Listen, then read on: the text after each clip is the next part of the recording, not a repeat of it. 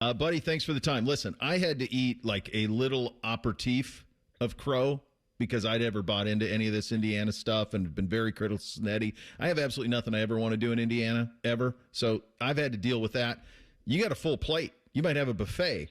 As you're watching that thing on Monday, and that's the way that it went, and they finish off a 16-0 and that run through it, how do you reconcile what just happened on Monday night? Well, I think it was easy to be wrong, Bo, and I don't think for all the criticism of you and me and many others, it was just hard to grasp the story. And yes, are we elitists because you're around Ohio State, arguably the best or second best program in modern history, and I'm around Alabama and Georgia's programs like that? Yeah, we are. But so it's always difficult to accept. Watching it, I was believing, but still wondering. And even on Monday night, I was glad to see them do it. I don't quite understand because maybe I've never been to Mecca. Maybe the two of us can go on a tour and we'll understand. But I've never met more Indiana graduates in the media in my life, and they all sing from the same hymnal, and I'm happy for them. Yeah. And I get it, and that's what I said it. I think sometimes in our business, there's a time to accept that you were not only wrong, but dead wrong, and that's what I did. Yeah, I did the same thing, buddy. Is this duplicable, or is this a one-off? Both. So I guess the duplicable, it's kind of a two-parter. Is he maintaining this at Indiana is the first part, and then the second part is probably, is the Indiana approach to this something that can be done somewhere else? Well, I think the second part of that, it's going to be tried. There's every Oklahoma State and Auburn and Purdue and Illinois and Oregon State are looking at this and going, well, why can't we do it? But I do think this is a one-off in terms of a special circumstance. I said a couple of months ago in a comment that came back to haunt me that I wondered when they gave him the contract, because I've seen this before. By the way, I saw this firsthand at Auburn 15 years ago when the school gave Gene Chizik a lifetime contract and they fired him 4 years later. These things usually happen. I don't know. I think Cignetti is a different type of coach. But do I think long-term that a school like Indiana can battle the Oregons and the Michigans and the Ohio States and succeed like this? I think we both know the answer to that. So everybody kind of talks about this shifting of power in college football. And I think the other side of the national championship is interesting with that, where Miami makes an appearance. It's the first time we see them on that stage in a couple of decades. The narrative kind of flipped on Mario Cristobal, but Miami in the big picture, maybe in the ACC picture, like, does it mean anything that they were able to make a run to the national title? Well, it's interesting because they didn't even make it to their own championship game. So I don't know if that really says that much for the league. I think it says a lot for Miami. Mario Cristobal has been doing this for a couple of years, and he always has he has gotten in his own way. This time he didn't. He caught a break, and the break really was beating Notre Dame on day one and letting a flawed and really incompetent committee finally come to that realization. I don't think it says much about the ACC. They lost 2 games in the ACC this year. So I think it's a good league. It's not elite. But I think it's more about Miami. And the idea, by the way, for the folks out there listening, that Miami gets that full share because Florida State and Clemson we're going to pay the teams that succeed, and so they get the full share of that money. That'll help them a lot.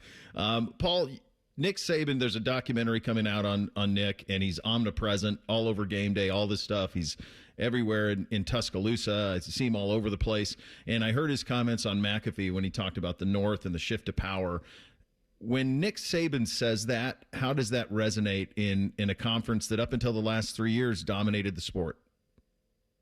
I think what you heard from him was an arrogance that a lot of people down here have, and maybe he's coming around pretty late. I have to say, I know I'm getting criticism, but for him to say nobody would go north without being paid, I think is really a ludicrous comment. I mean, did he forget the 2014 Ohio State game? I mean, come on. That's not reality. Ohio State's never had a problem in this regard. Michigan has, but overcame it.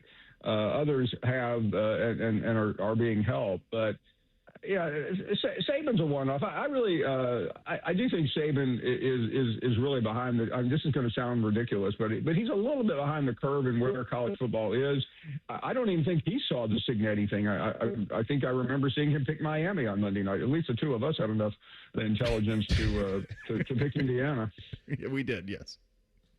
I wanted to ask you about this postseason that we have in college football, and there's a deadline for tomorrow about any changes. Doesn't seem like anything's going to happen. I think through a couple of rounds of the 12-team playoff, the results have been pretty good. I think there's still a lot of issues with structure personally.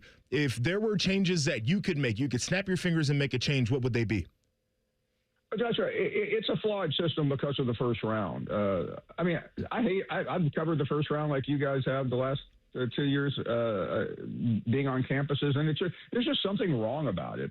It's awkward, and I really do think 16 is a better way, and then do away with these inane conference championship games, which not only are a waste of the audience's time, they're a waste of the players' bodies.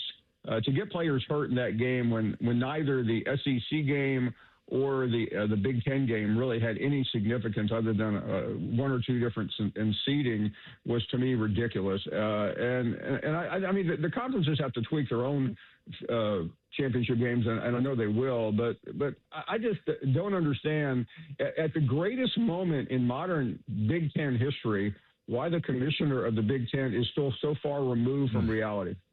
Well, that's where I'm going next, because I see this Dellinger. You and I did this. We did this exact hit last year at this time, and at that time, it felt like Sankey and Petitti were pretty well aligned, and they're the two most powerful voices. I'm reading this Dellinger piece that he wrote this morning, and it feels like they've never been further apart.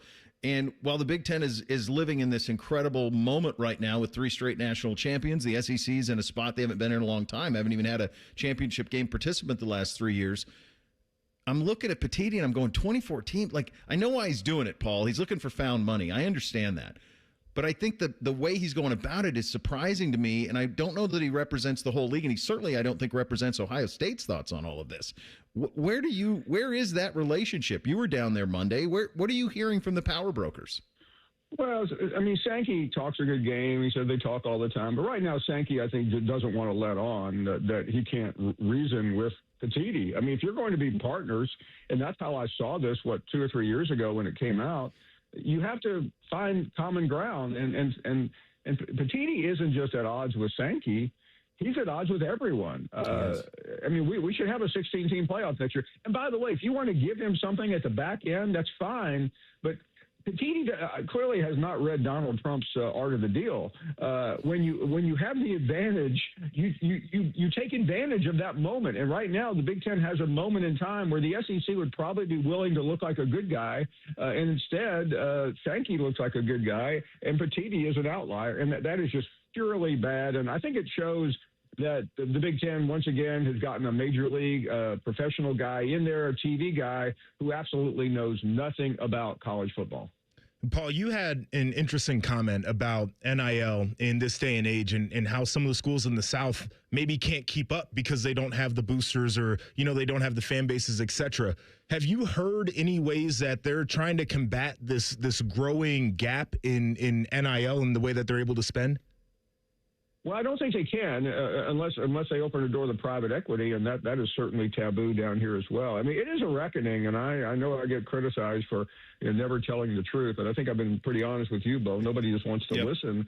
This league has been in quicksand for a while, and I think right now the truth is you have Texas and Texas A&M and maybe LSU, but Alabama's falling behind. I had a call yesterday.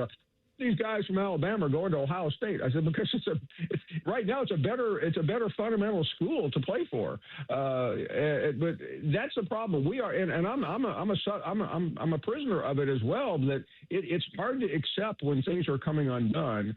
But there are not as many billionaires down here. There are some. It's not like the South is drive through Atlanta, Charlotte, Nashville. You're going to see a lot of tall buildings.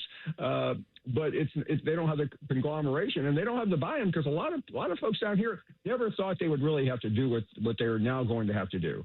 You nailed it there, as you always do, buddy. Thanks for your time, as always. We'll talk again next week. You bet. Thanks, Bo. And I've talked to Paul about this a lot, Joshua. And we talked about this earlier this week. I don't know if Alabama ever gets back. Yeah. Their fundamental financial issues, like Kalen DeBoer a year from now might be going, good Lord, I wish we did not beat Oklahoma and I took that Michigan job. He should have just ignored all that and pulled a Lane Kiffin, if we're being honest. Maybe should have. Because people don't realize this up here because Alabama has the history. Auburn probably has more money. Yeah.